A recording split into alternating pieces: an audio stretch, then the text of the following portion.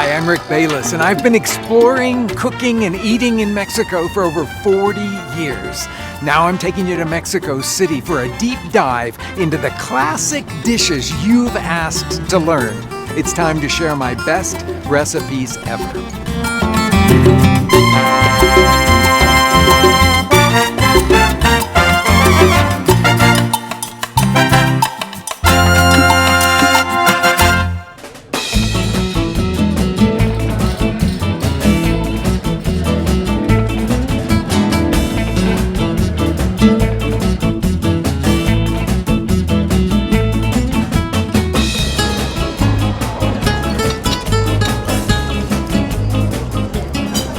Chilaquiles are the most comforting food I know. Yeah. In the United States, it's gotten a reputation of kind of hangover food. But in Mexico, you find it even in really nice restaurants, like where I am right now. I'm at Cardenal in the old historic center of Mexico City. And this is a place that is known for doing the best versions of traditional dishes. This is super classic. This is the Chilaquiles verdes. So it starts off with these kind of thick chips that are tossed in a skillet with a tomatillo sauce. Little chicken goes in there, then it's piled into this deep plate. And then over the top goes that crema de rancho that Mexico's so famous for, that slightly soured, thick, beige, nutty cream. Then some artisan queso fresco, fresh cheese is crumbled over the top of it.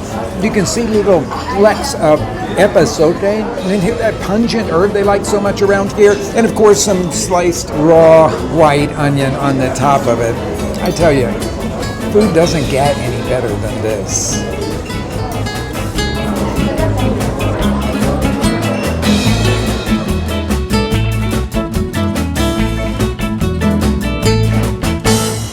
You can find chilaquiles in all sorts of restaurants, and to tell you the truth, you can find it at all times of the day. There are even restaurants that specialize in chilaquiles, like this one that I'm in right now. You can tell it by its name, though it's a funny English-Spanish hybrid, Chilakillers. It's owned by a group of young artists, which I think you can tell by this amazing decor, and they paint and repaint the place all the time.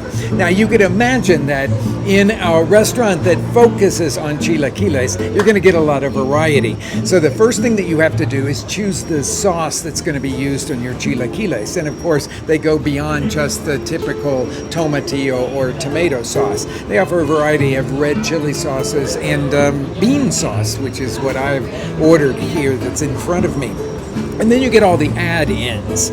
So you could choose a vegetable add-ins, but most people will go for the meat, varieties of chicken, pork, beef, but I really love chorizo, or what I've got here, which is fried eggs, which of course we're very used to in the United States.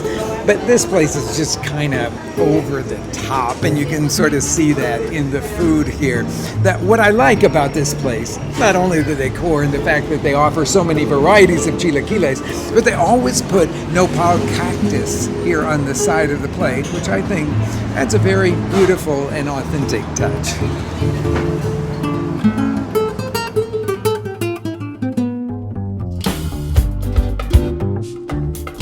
Now, when I said that you could find chilaquiles just about anywhere in Mexico, I meant it. This is Péndulo in Mexico City, and it's a quiet bookstore that personally I could spend hours browsing around in. But they also have a cafe, one that serves their special take on this iconic dish.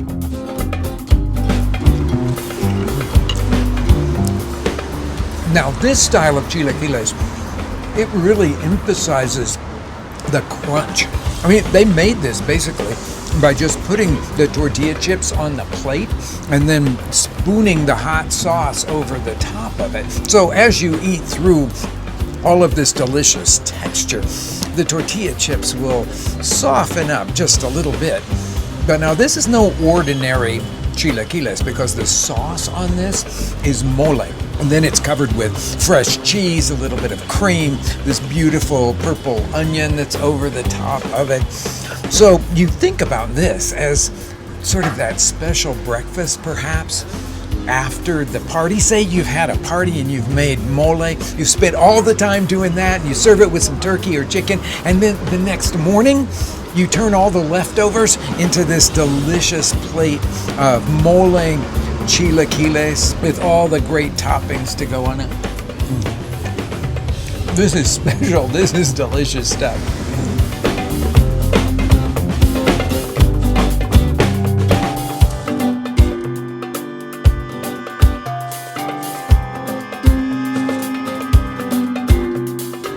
Okay, so this is going to be the craziest chilaquiles ever. First of all, it's the completely soft kind, okay? These chilaquiles have been made someplace else and brought to this street stall that people line up for every single day. And there's two varieties. There's going to be a green and then a spicy tomato version of it with arbol chili. And then the most unexpected part of this whole thing is the fact that they cut open a bolillo roll, a crusty roll, smear it with a little bit of the black bean kind of puree, offer you some kind of meat to go on there. That changes every day, so we'll see what they have today. And then pile those soft chilaquiles into the bun. It's crazy because it's completely unexpected, and it all of a sudden becomes this thing of wonder. All of these textures and flavors, the way they explode in your mouth. Just wait, I'll show you. Una roja, por favor. Podría ser la bomba. Pechuga, chilaquil y cochina. Ok, la bomba. La bomba. Claro que sí.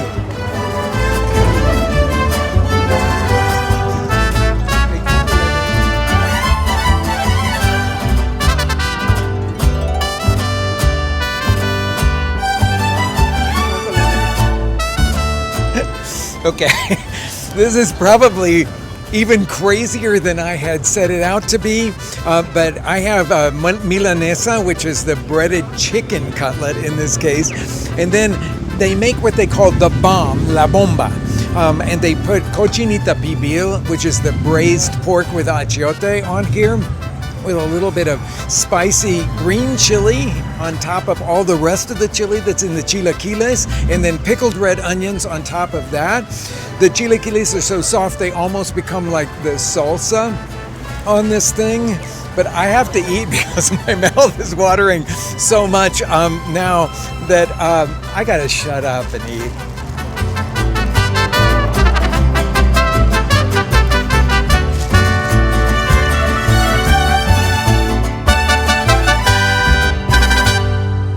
Okay, I'm going to tell you something that you might find just a little bit crazy. I mean, because Mexico is the land of the corn tortilla, everybody in the United States thinks that it must be the land of the corn tortilla chip, but it's not. I mean, they've got all those salsas and guacamoles, so why don't they have corn tortilla chips? It's because they're going to use these salsas and the guacamoles as condiments on those beautiful tacos that you find everywhere in Mexico. And when you do find a bag of corn tortilla chips, it usually states that they're for a certain purpose. Para chilaquiles. This one says for making chilaquiles. Or maybe for going in sopa azteca or tortilla soup. Kind of crazy, huh?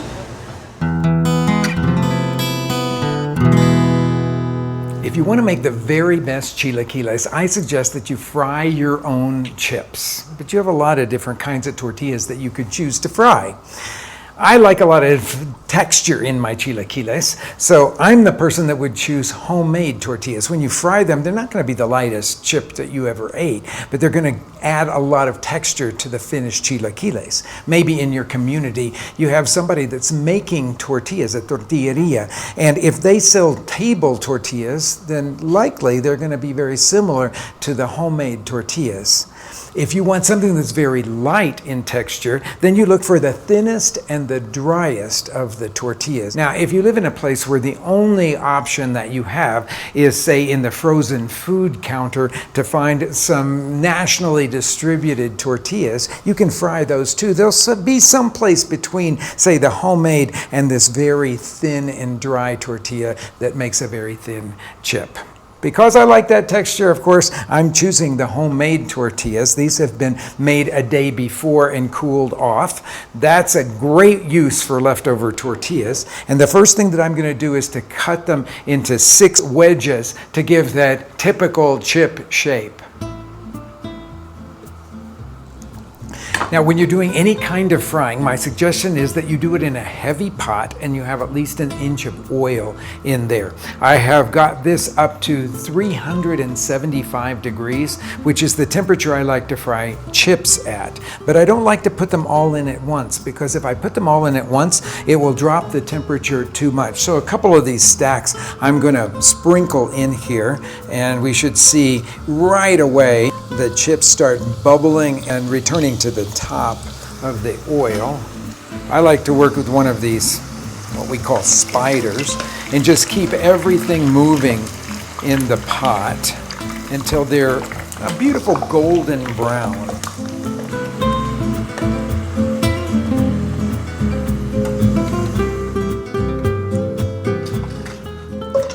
Now onto the sauce, and for my best ever chilaquiles, I'm going to go roasted tomatillo.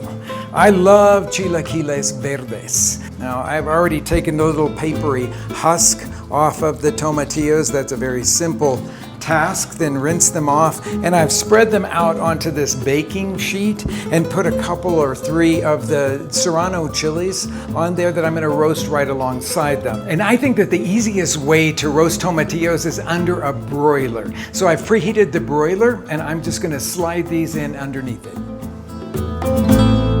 These are really blackened and blistered all over. After about 5 or 6 minutes, I went in there and turned them all over so that they could get evenly blackened and blistered and completely roasted all the way through. Now, to go on with my sauce here, I'm going to slice up some onion, about half of a good size one here.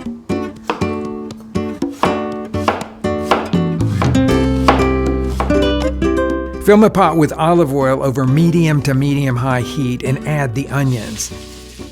While those brown, mince 3 cloves of garlic and add those to the onions. Cook them for about a minute more. Meanwhile, blend the roasted tomatillos and serranos until you get the consistency of a coarse puree. Then add that to the onions and garlic and stir everything until it reduces to the consistency of tomato paste. When the tomatillo base is ready, add some chicken broth. Now, I like to add epazote leaves next, but if you don't have access to any, you could use a handful of cilantro instead. Finally, season this sauce with salt. Just remember to use a little less if the chips you're using are salted. And now we'll talk about the garnishes that go on it. Classic Mexico City always will have cream and cheese. The cream will be very similar to the French crème fraîche. They just simply call it crema here. It'll have that beautiful beige color and that really rich flavor. And the cheese, this is cotija. This is the famous queso añejo, the aged cheese. It comes from the state of Michoacán, but it adds so much to the very best chilaquiles. And of course, a little bit of raw onion to go on it as well. I sliced up the other half of that onion. When this comes to a boil, we're ready to finish the chilaquiles.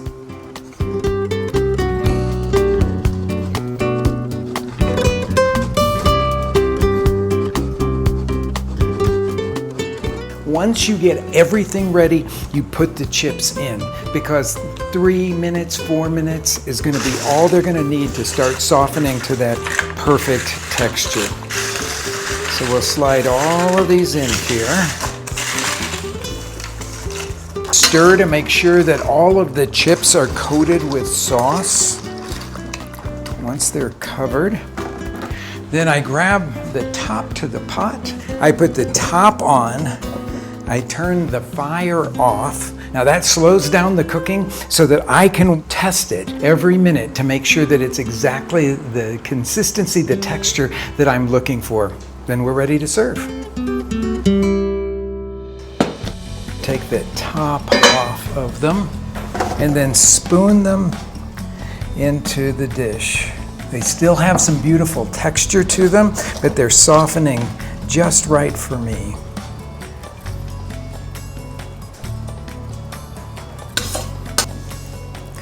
Now the toppings go on. That beautiful, luscious crema. Thinly sliced onion right down the middle. Some of the cheese over the top of it.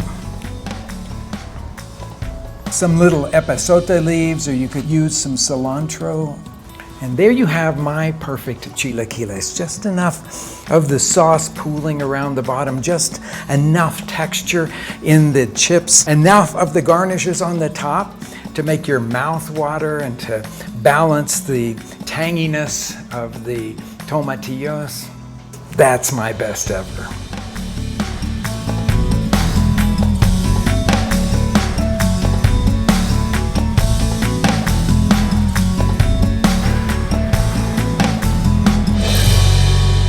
I bet a lot of you would tell me that you don't have a green thumb. But I'm here to tell you that if you've got a pot, some soil, a packet of Swiss chard seeds in a sunny spot, you can easily have a green thumb. I mean, this stuff grows so well. And if the packet that you buy says rainbow chard on it, well, you'll get plants that look like these, ones with red stems and yellow stems and green stems and white stems. So it's actually an ornamental plant that you can eat. When the leaves are small like this, you can pick them and just put them right into salads. When they grow big, you're going to want to cook them. I like to put them in an omelet, or sometimes put them into a soup, or even to chilaquiles.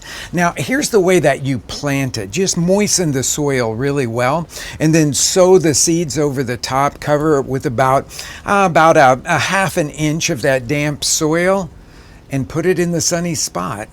And I'll tell you, this stuff will grow from early spring until late into the fall.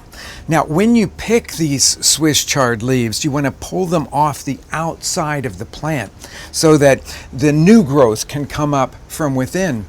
And if you keep it well watered, well, you're going to have a delicious and beautiful plant from your own garden. So I've got a new take on chilaquiles that I think you're really going to like. I've started by frying chips, but in long strips rather than in small wedges. And then I'm going to do half of these fried tortilla strips and half butternut squash that is fried until it's crispy too. I thought since I've got this pot set up, I could easily do that. So I've got a butternut squash that has a very long neck. This is sort of a smallish one. And I'm really going to use the neck of this butternut squash for these little strips that I'm going to fry until they're crisp. The first thing that you do, of course, is to cut the neck off and then cut the stem end off of that. And then I'm going to peel it. I usually do that like this.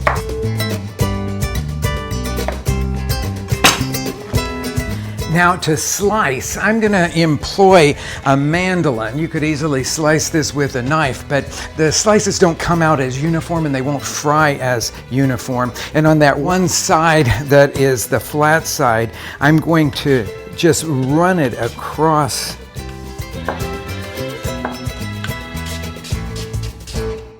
Cut the butternut squash slices lengthwise to make them about the same size as the fried tortilla strips. Then toss them with a little bit of cornstarch. Now that cornstarch on there will absorb surface moisture and ensure that they come out crisp. I'm going to do these in a couple of batches. I've got the oil heated to 375 degrees. Keep them moving in the oil until they come out crispy.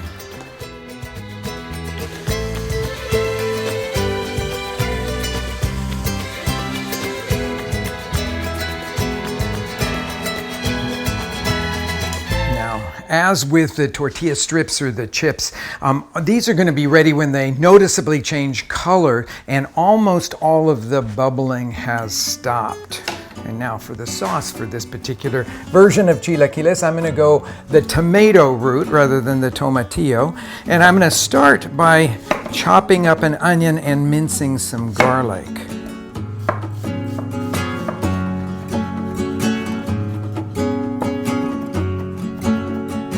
Now a little bit of oil will go into the pan, which I've been heating over a medium-low heat here. Just enough oil to just coat the bottom of the pan. And we'll start with the onion. Now, while this onion is cooking and beginning to brown, I'll make a puree out of canned fire roasted tomatoes. I'll put a couple of cans together in the blender jar. And for that really special flavor, I'm going to add a couple of chipotle chilies. Now, these are the canned chipotles in adobo. And because I like the smokiness and the spiciness and the tanginess of these, I'm going to add a little bit of their canning liquid, which is also made from tomatoes. So a little bit of that will go in there. Top goes on, and I'm going to make a smooth puree out of this. It looks like the onions have started to brown here just a little bit. That's kind of what I'm looking for, because I like that flavor when they start to brown. And now goes the chopped garlic into the same pan here, and that will only take, I would say, about 30 seconds for it to soften and release its aroma into the room. Oh, the smell of this. Well, nothing's better, right, than cooking onions and garlic in a pan. I love that flavor. So our puree now of canned fire roasted tomatoes and the chipotle chili goes in there, and we're going to let this cook down for 3 or 4 minutes until it's darkened in color and it's noticeably thicker. And now to finish this sauce, well, 2 things. One will be some chicken stock, or if you want to make this an all-vegetable dish, you could use vegetable stock for this. Remember, for chilaquiles, we're making a brothy sauce, so we'll pour all of that in, and then I'm going to need to season it. So I can actually season it right now. It'll take about a teaspoon of salt for this amount of it here.